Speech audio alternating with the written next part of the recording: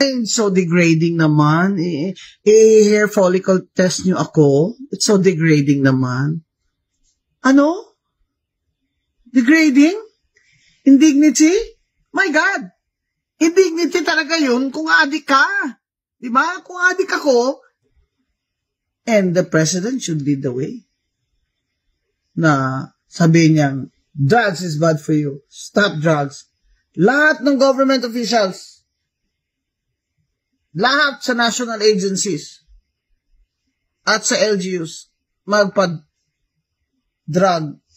hair follicle test. Oh, what's wrong with that?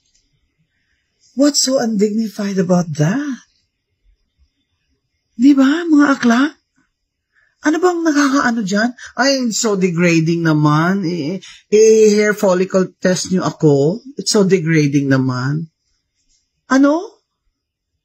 Degrading? Indignity? My God! Indignity talaga yun kung adik ka. Diba? Kung adik ako, abay malaki indignity yun sa Pilipinas. Kaya ako, magpapa-hair follicle test din. Pero antayin nyo yan sa birthday ko.